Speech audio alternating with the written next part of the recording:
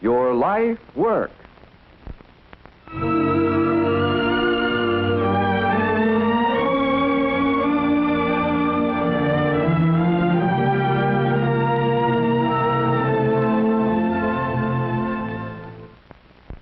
The miracle of high-speed wire communication is commonplace today. Lift a telephone receiver and the world is at your fingertips. Speak, and your voice spans oceans and continents with the speed of light. Just a moment. I have London for you, sir. I'll have to Can call you take it back. now? I'll Yes, connect you. it will be several minutes. Calling Bermuda. Buenos Aires. Far, sir. Rio de Janeiro. Shall I connect Just you? a moment, please. Chicago calling London. Write on a telegraph blank, and your words appear by modern magic on paper thousands of miles away. Yes, it is hard to realize that a century has passed since Samuel Morse invented the telegraph in 1844. Early equipment was crude and handmade, but telegraphy made rapid progress as the years went by and went forward with America's expanding frontiers. Today, Western Union operates a vast network of 2 million miles of wire, furnishing swift, reliable communication. Financial quotations are transmitted from exchanges in key cities to ticker tape receivers in brokers' offices throughout the United States, Cuba, and in Canada. Each year, many millions of money orders, ranging from small sums to thousands of dollars, go over the telegraph wires. Even the nation's time depends upon wire signals from the official Naval Observatory. Day and night, in editorial offices everywhere, teletype machines bring in the news of the world for millions of readers. And every year, more than 200 million telegrams pass through the hands of operators in the traffic department. Here, in this operating room, hundreds of girls receive and transmit messages on batteries of teleprinters and multiplex machines. Those with ability and experience may be promoted to become supervisors on the floor or instructors in the schools which Western Union maintains in many cities. Here, the trainees learn by practicing on actual equipment. Generally, a high school education is desirable. The teleprinter keyboard is similar to a typewriter. As the keys are punched, the distant receiver records each letter on a moving paper tape. An operator removes the tape and gums it to the familiar yellow blanks. The letters NL on this tape identify the message as a night letter. The operator must know how to handle the various classifications, such as day letter, night letter, deferred cable, and special listings.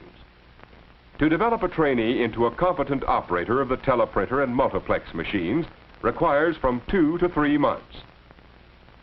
Job opportunities for men are found in the maintenance of all transmission equipment and in the operation of the relay offices. In the carrier system department, trained technicians maintain equipment that transmits hundreds of messages over a single pair of wires. In the experimental laboratories, college-trained research engineers work constantly to find new methods and techniques to provide quicker service. One of these developments is radio beam telegraphy, transmitting 1,040 messages in each direction simultaneously through a series of high towers. Another is the facsimile telegram, whereby a written message is dropped into a transmitter and automatically reproduced by a receiver.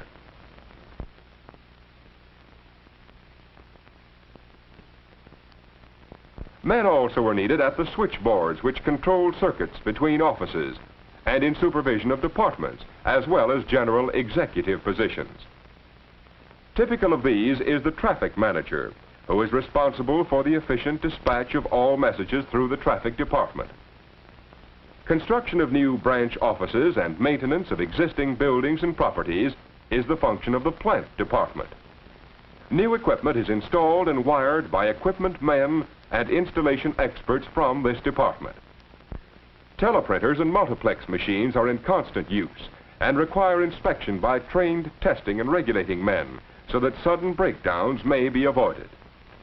In the commercial department are handled most transactions with the public. In addition, this department employs about 15,000 messengers to pick up and deliver messages. Here, excellent opportunities are provided for young men to acquire business training because of the contacts established while delivering messages. More than 1 million prominent businessmen began their careers as Western Union messengers. The scope of the modern telegraph and cable is worldwide.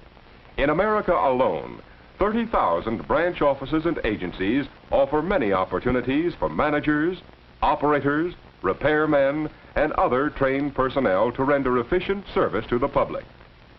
It's a far cry from present-day telegraph facilities, the early beginnings of the 19th century.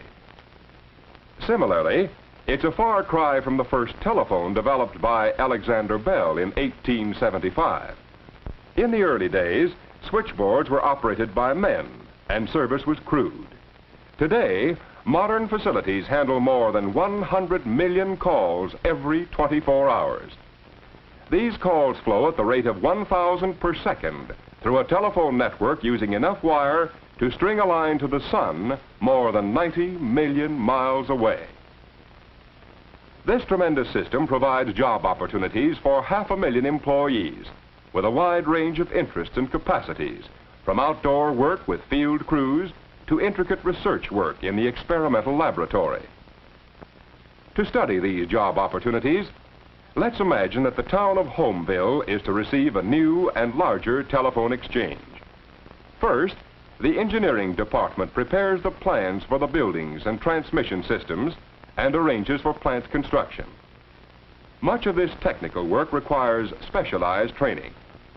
Then, skilled craftsmen build lines, install equipment, and maintain it in operating order. After construction is completed, a large number of operators are brought in to staff the switchboard under the guidance of supervisors.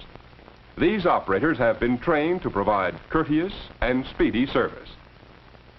To be an operator, an applicant must have a clear voice, normal hearing, and eyesight. A high school education is an advantage. About 225,000 operators, the most important factor in efficient exchange service, are employed by all companies. They also handle all long-distance and special calls. Even in communities served by dial telephone and automatic systems, many operators are required for information and special service. With the traffic personnel on hand, the new Homeville Exchange is ready for full-scale operation. A clerical force is organized for computing charges for service, preparing and mailing bills, and collecting the money, as well as all other office work. Costs and income are analyzed and statistics prepared for administrative purposes. Now, the new Homeville Exchange is a unit of the worldwide telephone network. To supply this far-flung network with the latest improvements, research engineers in laboratories constantly experiment to discover new techniques, new materials, and quicker methods of production. The dial telephone and automatic switchboard are among the better-known accomplishments of these skilled engineers. These are men who must possess the creative mind and an everlastingly curious approach. In addition, they are highly trained in scientific and technical fields. While a college education is helpful, a young man or woman can start in the telephone or telegraph industries after graduation from high school and work his or her way up. For technical work, an understanding of mechanical drawing, elementary electricity, physics, and mathematics is very important. All new employees in these industries are trained right on the job or in company schools to perform specific tasks. One of these special jobs is that of the lineman. His duty is to help build new lines and repair those which have been damaged. In the spring and summer, he fights storms of rain and wind. In the winter, there is ice, snow, and freezing gales. Opportunities in all jobs for promotion are plentiful because most companies prefer to advance their own personnel whenever possible. Dependability is an important factor in judging an applicant's aptitude.